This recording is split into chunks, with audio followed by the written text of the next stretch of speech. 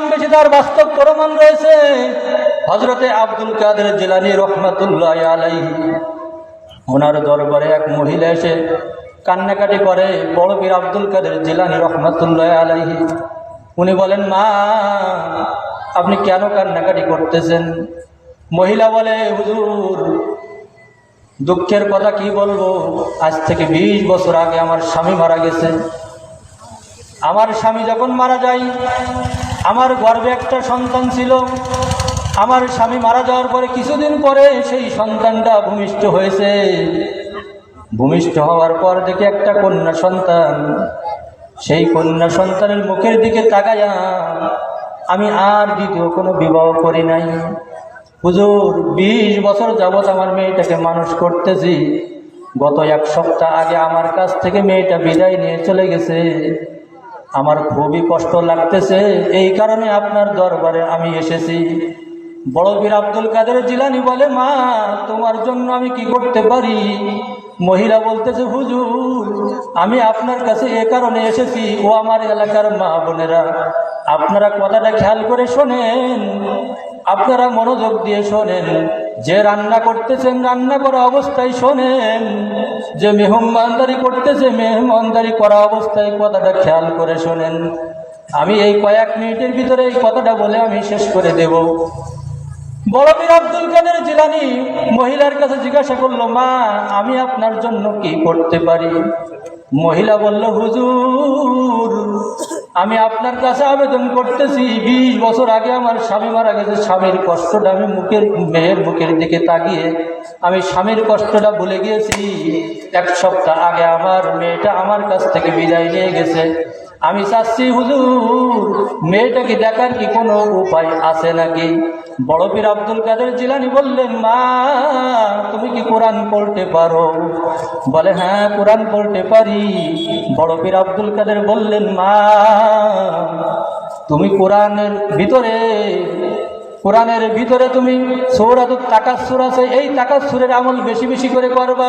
হতে পারে এই সূরার ওসিলায় আল্লাহ যদি চায় তাহলে তোমার মেয়েকে দেখার তৌফিক দিতে পারেন।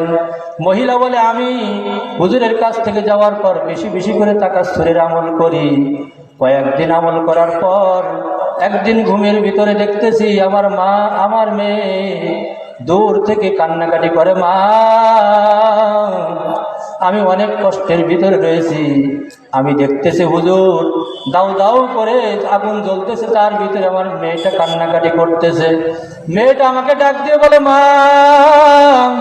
আমাকে অনেক কষ্ট করে তুমি মানুষ করেছো, মা তুমি নিজে না খেয়ে আমাকে খাওয়াইছো, নিজে না করে আমাকে পড়াইছো।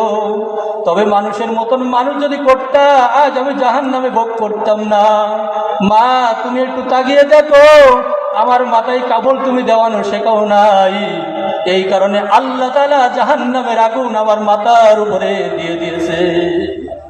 ও এলাকার ভাইরা, আপনাদের মেয়েদেরকে কোন লাইনে পড়াচ্ছেন একটু চিন্তা করে দেখেন। মাহফিল থেকে হিদায়াত নিয়ে যান, মাহফিল থেকে কিছু নসিহত নিয়ে যান। ও আমার এলাকার মা বোনেরা, তোমার মেয়েকে কোন লাইনে পড়াইতেছো? কোন লাইনে পড়াইতেছো একটু চিন্তা করে দেখো। তোমার মেয়েটা এমন লাইনে পড়াইতেছো, তোমার মেয়েটা সকালবেলায় সাইকেল চালাইতে চালাইতে যায়। চিন্তা করে দেখো তোমার মেয়ের দিকে যুবক ছেলেরা তাকায় কিনা। তোমার মেয়েটা এমন লাইনে পড়াইতেছো, এখান থেকে ঝিনাইদার ভিতরে যায় ফুটবল খেলতে। তোমার মেয়েটাকে এমন লাইনে পড়াইতেছো, এখান থেকে জোহান পার্কে যায় পিকনিক করতে। ও ভাই আপনারা বলেন, যে মেয়েগুলো যায় এইগুলো কি পর্দার সহিত যায়? কোনোদিন পর্দার সহিত যায় না। এই কারণে মেয়েটা বলতেছে, মা 20 বছর যাবত আমাকে মানুষ করিয়াছো, কিন্তু মানুষের মতন মানুষ তুমি আমাকে করতে পারো নাই। এই কারণে আল্লাহ তাআলা আজ আমাকে জাহান্নামের ভিতরে ঢুকাইছে। পরের দিন বড় পীর আব্দুল কাদের জিলানী মাকে জিজ্ঞাসা করে, মা তুমি কি কোনো কিছু দেখেছো? মহিলা বলে, হুজুর দেখেছি, তবে দেখার থেকে না দেখাটাই অনেক ভালো ছিল। কেন কি দেখেছো? দেখলাম আমার মেয়েটি জাহান্নামের ভিতরে দাউ দাউ করে জ্বলতেছে।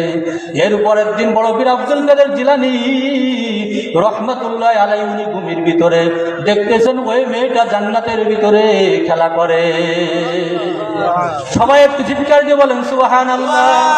বড় পীর আব্দুল কাদের জিলানী রহমাতুল্লাহি আলাইহি মেয়েটির কাছে জিজ্ঞাসা করে, মা গতকাল তোমার মা আমার কাছে বলল তুমি নাকি জাহান্নামে ছিলে, আমি তোমাকে দেখতেছি জান্নাতের ভিতরে, তাহলে কারটা সঠিক? মেয়েটি বলে, হুজুর আমার মা যে কথা বলেছে সেটাও সঠিক, আপনি যে আমাকে জান্নাতের ভিতরে দেখতেছেন এ কথাও সঠিক। বড় পীর আব্দুল কাদের জিলানী বললেন, এটা কিভাবে সম্ভব? মেয়েটি উত্তর দিল, হুজুর গতকাল পর্যন্ত আমি জাহান্নামে ছিলাম, আজ আমাকে জান্নাত দিয়েছে আল্লাহ। কি কারণে তোমাকে জান্নাত দিয়েছে রে ভাই? আপনারা এলাকাবাসী একটা মাদ্রাসা করিয়াছেন। ও ভাই কথা সংক্ষেপ, কিভাবে সময় কম, কিভাবে কথা বলবো। এলাকাবাসী মাদ্রাসা করিয়াছেন, মাদ্রাসার পিছনে লাগবেন না, মাদ্রাসায় পারলে সহযোগিতা করবেন, না পারেন চুপ করে থাকবেন, কিন্তু মাদ্রাসার পিছনে লাগবেন না। এই মাদ্রাসায় যদি একটা ছাত্র মানুষের মতন মানুষ হয়, হতে পারে ওই ছাত্র ওসিলায় এই এলাকাবাসী সবাইকে আল্লাহ চাইলে মাফ করতে পারে। বড় পীর আব্দুল কাদের মেয়েটির কাছে জিজ্ঞাসা করলো, মা তুমি কিভাবে মাপ পাইছো? তখন বলতেছে, ওই হামিউস সুন্নাহ মাদ্রাসা, ওই জায়গার একটা ছাত্র সকালবেলায় খানা খাইতে যাইতেছিল, আমার নতুন কবর দেখে তার অন্তরের ভিতরে মায়া লেগে গেছে, কে নাকি মারা গেছে।